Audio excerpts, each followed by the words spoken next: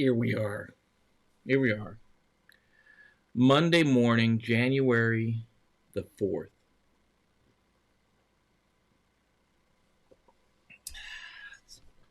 Early in the morning, about 7:30.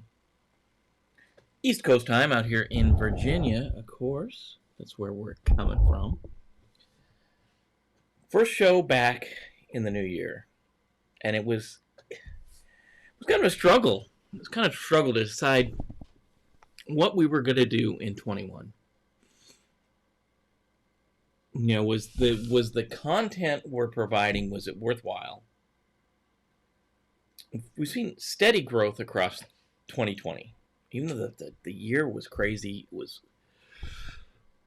bad for a lot of people. Morning, Mike. Morning, Rainier. Good to see you again. Welcome back. Welcome to 2021.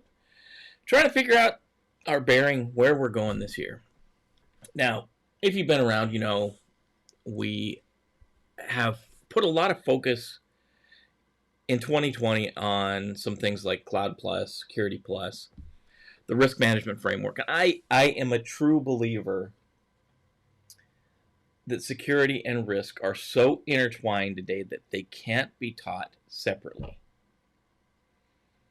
When I say that, security has to pull its direction from risk. You know, in the past we used to think compliance. We talked about compliance. Compliance drives security. The compliance is still there. Compliance is still a driver because we're required to do certain things. But compliance doesn't drive security. Risk drives security. We make our security decisions based on risk. That's where we go forward. And that's why we've taken a lot of the direction we're doing in 21 and we're expanding our risk offerings, the things we're doing around risk management, right? So if we go over here and I'm just going to flip you over to the web page real quick. I'm going to jump over to the web page and show you what is scheduled already, what we've planned already.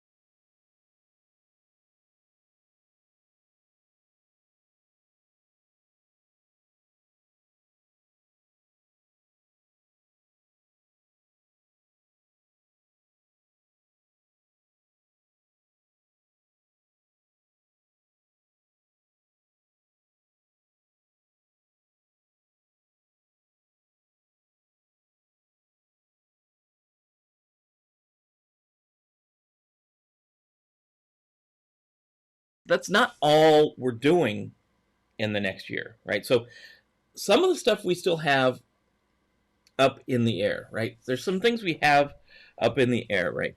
So Security Plus, we started that in 2020.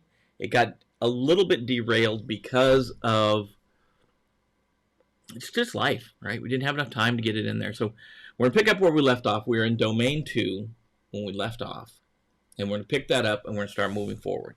The other thing we're going to look at is AWS, cloud security, and really, cloud security in general. So we're looking at AWS. We'll start with AWS practitioner. We're going to talk about cloud security, and then we're going to dive deeper into cloud technology. And the reason we do what I'm looking at here is those technologies that will help you get ahead, right? And traditional technology is moving in a new direction, right? Most organizations aren't going to have you go out and buy a server anymore. They're not going to have you go out and build hardware anymore. Heck, they may not even have you run cables anymore. Things are changing, and it's our job here, the old graybeard area, the folks at Cyber-Recon, we're looking at where you need to go next, right? So cloud security is where you go, and I know a lot of people are just like, it's just putting your data in someone else's computer, and a lot of people really believe that mantra, but it's different. It's different. We have different technologies. You're not building a server anymore. Sometimes you're not even patching a server anymore. You're just spinning up a brand new server. You take the existing server you have and you just spin up a new one. You patch that one and then you overlay the other one. They call it repaving. And that's what we need to look at. And there's technologies around that. Things like Kubernetes. Things like Terraform. I've lost my Docker. Docker is one of the ones as well. Where is... I don't know why Docker went away. Docker is one of the ones we need to look at too. And I don't know why it went away, but it's there. So Docker, we need to look at Docker and Terraform and Kubernetes. These are the other things I want to look at. But what interests you? What are you looking at for 2021? You got to look at something. You got to grow. You got to look at what you want to do in 2021, right? So we want to help you get there. These are things I'm thinking of.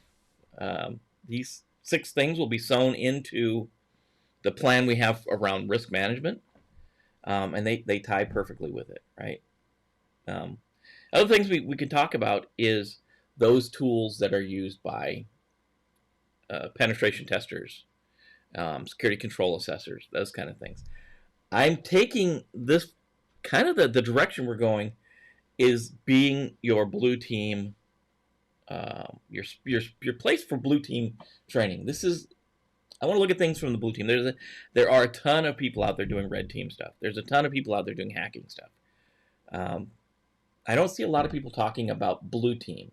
The other things we could add to this list, Splunk, right? Splunk could be a good one to have. Snort, scanning tools like Nessus or Qualys, those are things we should probably look at because those are moving to the cloud as well. How do we use them there? How do we use them in our environments? So those are some things to look at. What I want to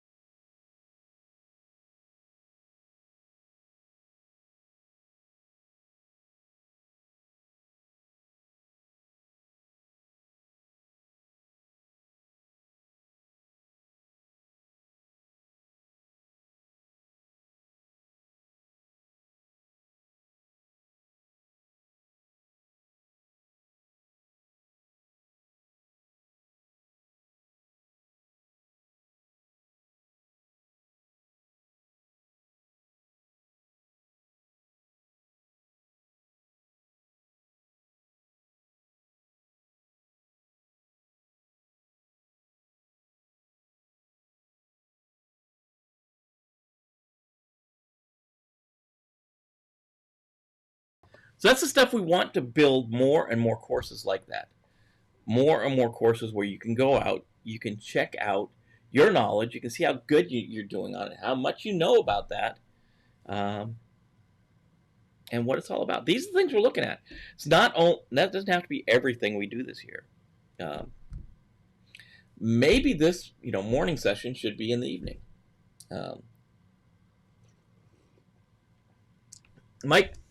Mike is asking, let's get this stuff off the screen real quick and talk to you guys. See what you guys got to say this morning, right? Mike's got a comment.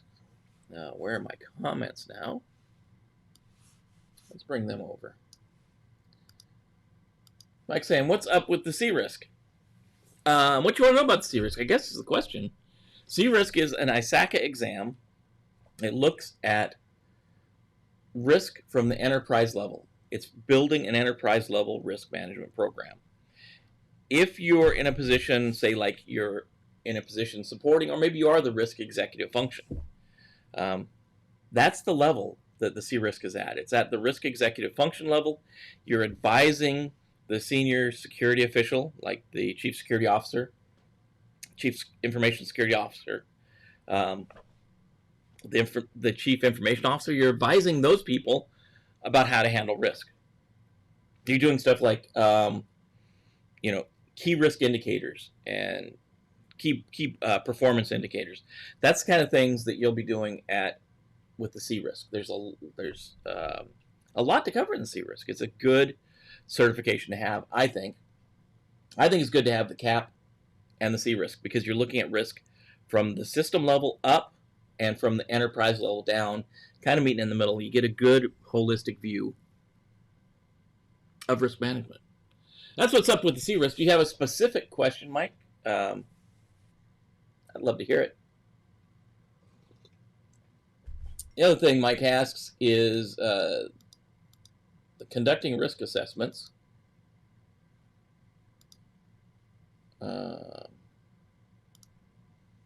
Conducting risk assessments looks interesting. It is. That one has a lot to do moving through tables, moving through different charts, developing a quantitative or a qualitative risk assessment, or semi-qualitative, to present to leadership, to present to other people, to make that informed risk decision. So the question is, do you want to work in this field? So if you really want to get into risk, if you want to get into risk management, that's great. There's not enough people in risk management. There really isn't. The NIST RMF is just the tip of the iceberg. That's what most people see, right? Just like an iceberg, there's the top, the piece you see is the RMF. And if you just want to do the RMF, that's fine. That's nothing wrong with that. But the holistic body of risk management is so much bigger than that. And the program we laid out for 2021 is really developing a program that would make you a master risk practitioner, right? You're going to look at risk from every possible angle. You're going to do things about risk management that people normally don't do. You're going to walk through those things like conducting risk assessments, like actually doing a risk assessment is something a lot of people don't do. So, I mean, what are your thoughts? Let me hear your thoughts. What would you like to learn in 2021? Throw it up on the screen. Throw it in the comments if you're watching this later. We see a hashtag replay if you're watching this later. My goal is to keep this morning session about 30 minutes, about 20 to 30 minutes. And we're coming right up on the end of that. So what are your thoughts? What are you looking at for 2021? My focus is blue team. I'm looking at the blue team moving forward. Blue teaming. And that does cover things like security control assessment. It does cover things like penetration testing. Penetration testing is a blue team event. It really is. So we'll cover some of that. We're going to finish up Security Plus. I think that's next. We got to keep this thing moving forward. Security Plus is that's where you start. That's the entry level into this. Security Plus and risk management, if you have those two solid, I think you get a good way forward. Keep working on the RMF and develop more risk and pen test stuff. Yeah, risk and pen test, they go together. They expose what needs to be fixed on the system. So if you think about it, we look at security control assessment, right? So the system owner implements the controls, right? And we trust but we verify, right? We implement the control, then we have to do a security control assessment. The security control assessment only looks at those controls that have been implemented. We start with the SCTM, the Security Controls Traceability Matrix, the controls that are required to be implemented, those things that haven't been tailored out, and then we build on that. We go in and we look and make sure those controls are in place, they're functioning as they're required, and they're providing the right output. And then we write a report on it. That report goes forward to the authorizing official. It goes to the system owner, and they start fixing their system through things like they can do immediate fixes, or it can be things like the plan of action and milestones, where we have a longer plan to fix things. Now, the penetration tester comes in with a different viewpoint. They're not looking just to see if the controls are in place. They may do that, but their big thing is, if I come in with the mindset of a hacker, with the mindset of an attacker, can I not only show that there's controls that aren't in place, but can I exploit those controls that aren't in place?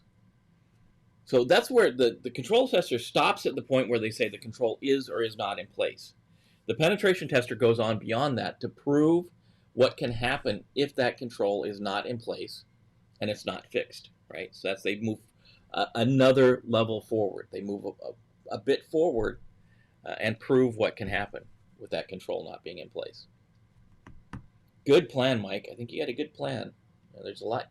You can dive into risk. You can dive into pen testing this year. I think it's a great way to go. I think we need to add that to the list, right? Some pen testing. Basics of pen testing. But that's where I see we're at. That's where I see we're at. We may go to I was talking to Alex a little bit. He had sent some emails across.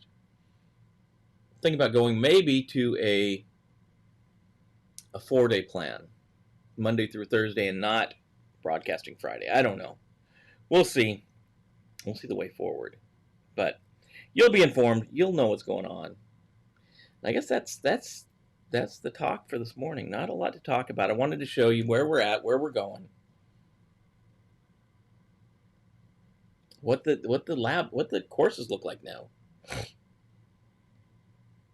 But that being said, be good. Take care of each other. And take care of your friends, your family, coworkers. And we will see you tomorrow morning. Welcome to 2021.